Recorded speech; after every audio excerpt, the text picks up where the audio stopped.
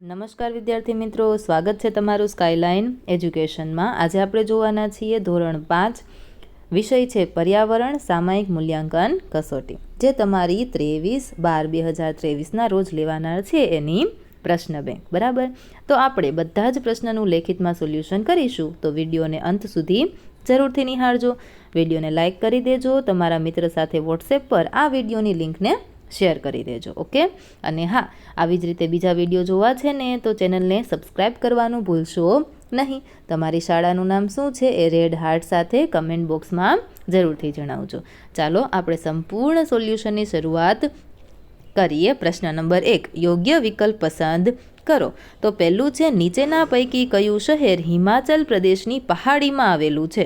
જવાબ લખો મનાલી। બીજું છે, કઈ જાતિના લોકો ઊંચા પર્વતો પર રહે છે? જવાબની અંદર આવશે ચાંગપા। ત્રીજામાં લખો, ચાંગથાંગ દરિયાની સપાટીથી આશરે કેટલા મીટરની ઊંચાઈ ઉપર છે? તો જવાબમાં આવશે 5000।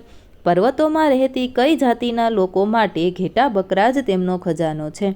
Changpa, option B. પાંચમાની અંદર ચાંગપા જાતિના લોકો પોતાની વસ્તુની હેરફેર માટે કયા પ્રાણીઓનો ઉપયોગ કરે છે? તો જવાબમાં આવશે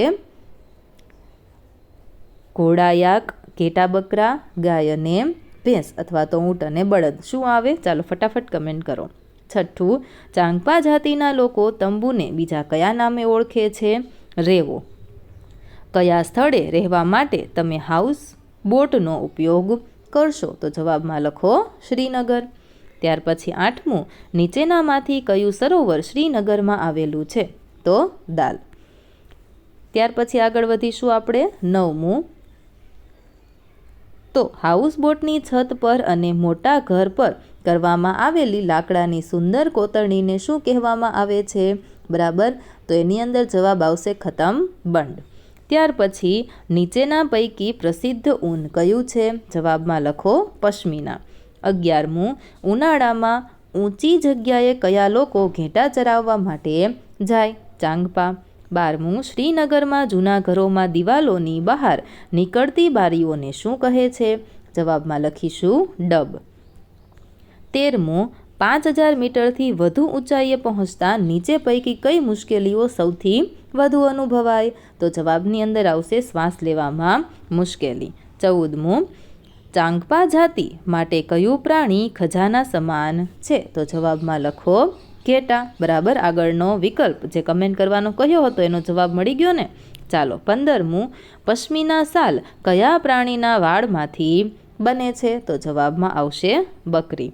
ચાંગપા લોકો ઘેટા બકરાને રાખવાની જગ્યાને શું કહે છે? જવાબમાં લખો લેખા। લેખાની દિવાલો શાની બનેલી હોય છે?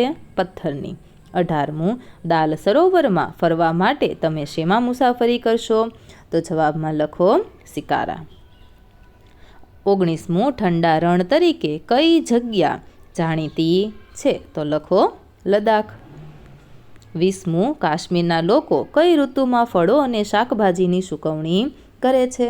ઉનાળામાં। 21મું, વધુ ઠંડી પડતી હોય તેવી જગ્યાએ તમે ફરવા જશો તો કેવા કપડાં પહેરશો? તો લખો જવાબની અંદર ગરમ। 22મું, રાજસ્થાન રાજ્યની રાજધાની કઈ છે? જવાબ આવશે જયપુર। 23મું, મનાલી કેવા વિસ્તારમાં આવેલું છે? તો પહાડી। 24મું, 0°C તાપમાન થઈ જતું હોય તેવા શહેરનું નામ જણાવો? તો જવાબમાં આવશે શ્રીનગર। 25મું, શ્રીનગર એ દિલ્હીની કઈ દિશામાં આવેલું છે? તો જવાબમાં આવશે ઉત્તર। તો અહીં સુધી લેખિતમાં સોલ્યુશન સરસ મજાનું થયું ને? બરાબર, આપણે આગળ વધીએ એ પહેલાં વિડીયોને લાઇક કરી દેજો, તમારા મિત્ર સાથે આ વિડીયોની લિંકને શેર કરી દેજો, અને આવી જ રીતે બીજા વિડીયો જોવા માટે ચેનલને સબસ્ક્રાઈબ જરૂરથી કરજો। તમારી શાળાનું નામ શું છે એ કમેન્ટ બોક્સમાં જરૂરથી જણાવજો। PDF ડાઉનલોડ કરવી હોય તો એની લિંક હું તમને ડિસ્ક્રિપ્શન બોક્સમાં આપી દઉં છું। જોઈએ, અહીં આપણને આપ્યું છે વાક્ય મુજબ ઉત્તર લખો, આમાંથી કોઈ પણ એક પૂછાશે, અને 3-4 વાક્યમાં ઉત્તર લખો, આમાંથી પણ તમને એક પૂછવામાં આવશે। હવે આપણને આપેલો છે પ્રશ્ન નંબર 3, એના આપણે જવાબ લખીશું। તો નીચેના કોઈ પણ એક વિભાગના પ્રશ્નોના જવાબ લખો. તો વિભાગ એમાં જોઈએ, પહેલું, ભારતના નકશામાં જમ્મુ કાશ્મીર કઈ દિશામાં આવેલું છે? ઉત્તર દિશામાં. બીજું, ગુજરાત રાજ્યની સરહદ બીજા કયા રાજ્ય સાથે જોડાયેલી છે? તો રાજસ્થાન, મધ્યપ્રદેશ અને મહારાષ્ટ્ર. ત્રીજું, કેન્દ્ર શાસિત લદ્દાખ કયા રાજ્યમાંથી અલગ કરવામાં આવ્યું? તો લખો જમ્મુ એન્ડ કાશ્મીર. ચોથું, આપેલ નકશામાં કઈ દિશાને આધારે અન્ય દિશાઓ શોધી શકાય છે? તો કે ઉત્તરના આધારે બીજી દિશાઓ શોધી શકાય. પાંચમું, મુંબઈ કયા રાજ્યમાં આવેલું છે? તો કે મહારાષ્ટ્રમાં આવેલું છે. વિભાગ બી જોઈએ, ભારતના નકશામાં તમિલનાડુ કઈ દિશાએ છે? દક્ષિણ દિશાએ. જમ્મુ કાશ્મીર રાજ્યની સરહદ બીજા કયા રાજ્ય સાથે જોડાયેલી છે? પંજાબ સાથે. ત્રીજું, ભારતના નકશામાં દ્વારકા કયા રાજ્યમાં આવેલું છે? તો કે ગુજરાતમાં. ચોથું, ગુજરાતને અડીને ઉત્તર દિશાએ કયું રાજ્ય આવેલું છે? તો કે રાજસ્થાન. પાંચમું, જયપુર કયા રાજ્યમાં આવેલું છે? તો રાજસ્થાનમાં. ત્યાર પછી સી, ભારતના નકશામાં ગુજરાત કઈ દિશાએ આવેલું છે? તો કે પશ્ચિમ. મહારાષ્ટ્ર રાજ્યની સરહદ બીજા કયા કયા રાજ્ય સાથે જોડાયેલી છે? તો જવાબમાં લખો ગુજરાત અને મધ્યપ્રદેશ. દલ સરોવર કયા રાજ્યમાં આવેલું છે? તો કે જમ્મુમાં. ચોથું, ગુજરાતને અડીને દક્ષિણ દિશાએ કયું રાજ્ય આવેલું છે? તો મહારાષ્ટ્ર. પાંચમું, ભોપાલ કયા રાજ્યમાં આવેલું છે? મધ્યપ્રદેશમાં આવેલું છે. ત્યાર પછી વિભાગ ડી જોઈએ, તો અરુણાચલ પ્રદેશ પૂર્વ દિશામાં આવેલું છે. તમિલનાડુની સરહદ બીજા કયા સાથે? તો કે કેરળ સાથે અને આંધ્રપ્રદેશ સાથે. શિમલા કયા રાજ્યમાં છે? તો કે હિમાચલ પ્રદેશમાં. ટ્રેનના પાટાની સંજ્ઞા શું થાય?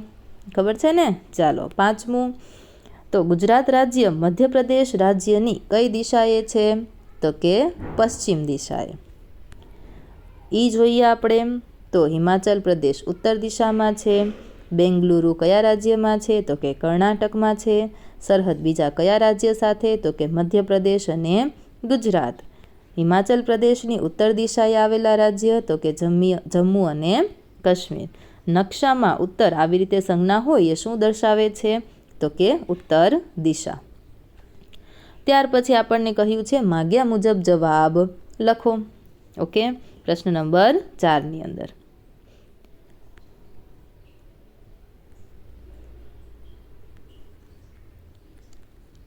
એમાં 4 સવાલો 5 આપેલા છે, બરાબર.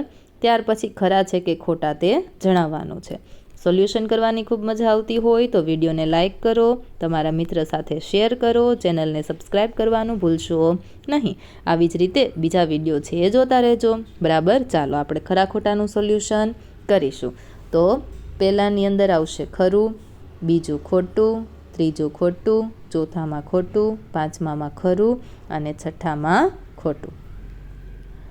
ત્યાર પછી 7, 8, 9 અને 10. તો 7મું, 8મું અને 10મું ખોટું છે અને 9મું ખરું છે. ત્યાર પછી આપણને કહ્યું છે ખોટો શબ્દ છે એ છેકી નાખવાનો છે, બરાબર, અને વાક્યને સાચું બનાવવાનું છે. તો 26મી જાન્યુઆરી 2001ના દિવસે ક્યાં આવ્યો હતો? તો કે કચ્છમાં મોટો ધરતીકંપ આવ્યો હતો, એટલે દાહોદમાં છેકી નાખીશું, બરાબર. આવી જ રીતે હું તમને કયા કયા શબ્દ છેકવાના છે કહી દઉં. તો બચાવ શબ્દ છેકી નાખો બીજામાં, ત્રીજામાં ઊંઘની છેકી નાખો, ચોથાની અંદર આપણે છેકીશું પાકા, પાંચમાની અંદર આપણે જવાબમાં લખીશું વૈજ્ઞાનિકો એટલે ડૉક્ટરો છેકી નાખવાનું છે. છઠ્ઠાની અંદર આપણે વકીલોને છેકી નાખીએ, સાતમામાં પાકા, આઠમામાં રાખવા, નવમાની અંદર મકાનમાં, 10મામાં જવાબમાં બુજાવવા આવશે એટલે મકાન બાંધવા છેકી નાખો, શિક્ષણ છેકી નાખો.